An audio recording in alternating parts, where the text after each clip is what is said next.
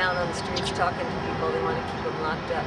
But it was a great experience, and I think the people that we've talked to are really happy that we were here, and pretty amazed that U.S. activists would spend the night, a cold night, I forgot to say, a very cold night outside his home. It was a great experience.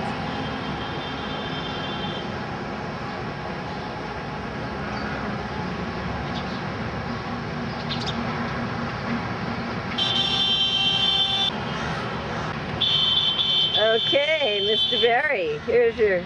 Look, here's one of our neighbors, Greg and Marty. Isn't this great? Oh my goodness. It comes out early in the morning. Yes, team. What a great guy. I managed to get some coffee. Oh, you're awesome. Thank you so very much. Without sugar. You want to put cream in it? Not really, but that's... Yeah, that's cream. Yeah. There's a few pieces of plain cake. Sir, can you say why you brought the tea and coffee this morning? Why? Yeah. Aren't you a human being? Very much so. Does it matter? You've been here throughout the night. So? Are you a supporter of Mr. Etisa's Hassan? I support no politician. No. I hate them. But do you think he should be held As a in human his own being, home? I like him. Do you think he should be in a sub-jail? He shouldn't be. He should be out. The man who put him in should be there. How about you, Mr. Barry? Why are you here? Why am I here? I'm here because a man of principle is somehow being locked up in what is called a sub-jail. And my government seems to be part of this conspiracy. Very much. Very much. To lock up people of principle, and I am strongly against it, and I want to show my solidarity with the people of Pakistan. How was your night last night? I know you spent the night out here. Very interesting, very cold. We sang many show tunes. You know, this place gets sub-zero. Come another 3 weeks or so, temperature dropped to, last year it dropped to -1. It was cold last night. Yes. So, we're here. We woke up this morning.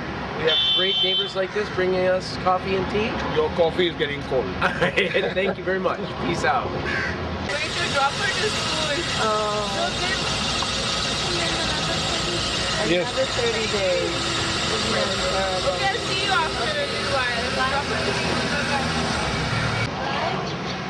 It's the least I could do. You know, if you could come all the way from America, the least I could do was stop by here for a few minutes and thank you, actually. We are so delighted to be here, and we met so many wonderful people just sitting here. Neighbors coming by. Okay, all right. I'm glad, you know, people are willing to show what it means for you people to come here. Normally, because, you know, sometimes we do get afraid. We are not really we might be feeling it in our heart, but we don't want to express it because of many reasons. So I'm glad if people are coming forward. Well, same thing for people in the U.S. Many people feel terrible about U.S. policy, but they're really afraid to do anything about it. Actually, you know, this impression that, I don't know, they have given in U.S. or wherever, that we are against Americans. It's not that, you know. People, I think they are good all over. We are not against Indians. They are our brothers, they are our neighbors. It's just that the policies which are being implemented, we have grave concerns about US policies. Otherwise, I think the people are as good as people anywhere else. Yeah. We got prime examples of that. Well, we just ask for forgiveness for what our government is doing. It's not, no, I don't think, you know, like, I don't believe the government is representing the thinking of the masses. I don't think so. So I think you people are as subject to terrorist policies or whatever as we are over here by your and own misinformation. Government. Exactly. So you know, the kind of thing we have that US policies are very fair towards their own people. I really don't subscribe to them.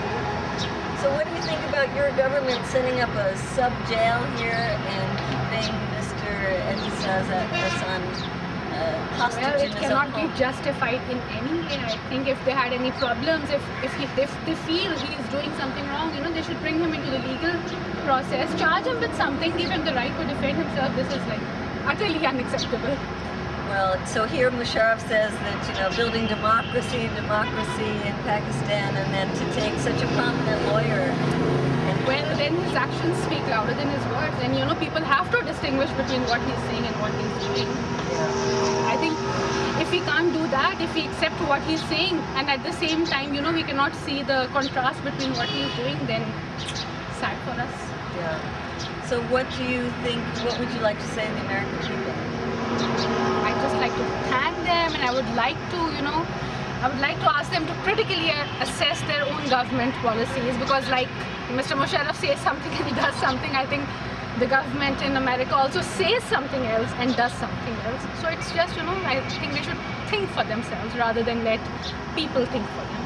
And do people here feel like the U.S. is just constantly interfering in the internal affairs? I think so. Quite a few of us do, and previously it was, like we probably were not very vocal about it, but in the last few months, maybe all this that has taken place, though we believe Mr. Musharraf is doing it, I think behind him there are some other factors. So people are more openly expressing it. And what again, that's a good sign, I think. But what are they most critical of? What do they most dislike about U.S. interference? Well, we are a free country. Like we should be allowed to, choose our own people. We should be allowed to make our own policies, and I don't think the U.S. is allowing us to do that. So that is basically, I think they're trying to take away our freedom from us. Are they trying to bring back Benazir Bhutto and put her in power? Or what? I don't know. I really don't know. I think they would bring in anybody if it, suited them. They would bring in me if I was, capable of justifying their ends. So it's not really, I don't have that deep a thought about it. I think anyone would do as long as it suits their purpose.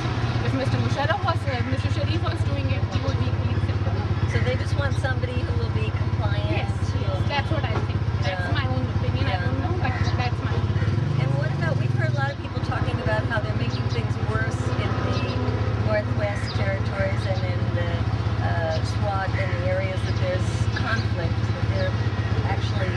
Yes, again, it's the fault of our own government. If we are going down to their pressure, the US will do what it suits its own interest. Our government has to decide what suits us. So if our government is complying, I think we should hold our government accountable. We can't go and, keep on asking US to do this for us, US to do it for us. So we have to organize ourselves, and if we believe the government is not acting in our own interest, which I feel is not, we have to do something at our own grassroots level. It's so easy saying US is doing that, US is doing that. What about ourselves? What are we doing for ourselves? But in the U.S. it's portrayed very simply, like there are these terrorists who attacked us on 9/11, they're living in Pakistan, and so we have to get a government in Pakistan that will work with us to wipe out terrorism. Isn't that simple? It seems very simple, but I don't think, who are these terrorists? If anyone, like I'm reading Mr. Chomsky these days, I'm really impressed by his logical arguments, and he builds a case. Who were these terrorists? They were the same people who were supported by the US. Who was Osama bin Laden? Who was Gulbuddin Hikmatyar? When it suits them, they support them. When it doesn't suit them, they label them terrorists. So no, I don't think it's as simple. They just need an agenda to, mobilize their own public. I think this is simply to keep the US citizen in dark, and terrorist is a scary word, and it makes the US people quiet, I guess. It keeps them quiet, and it gives the government the kind of legitimate support they are looking. I think that's a catchword. But somebody did attack us on September 11th. Yes, again, there are a lot of conspiracies about it, and then the most I like the same people, they keep on saying that US needs to reevaluate its policies. If someone did, whoever did, we don't even know actually who did it. It was a ghost, it was some shadowy organization, whoever did it. Why did they do it? I think the why needs to be thought out. And like I was reading again, I just kept a book by Iqbal Ahmed, same group, Mr. Chomsky, Mr. Iqbal Ahmed, then there was Mr. Edward Said, all probably leftists, I don't know, but I like their policies, and he said, okay, these kind of things will keep on happening unless the people in power realize why are they being targeted. And so why is the US being targeted? I guess, because they're, again, I think they are wherever the people like us, the common people, whenever we try to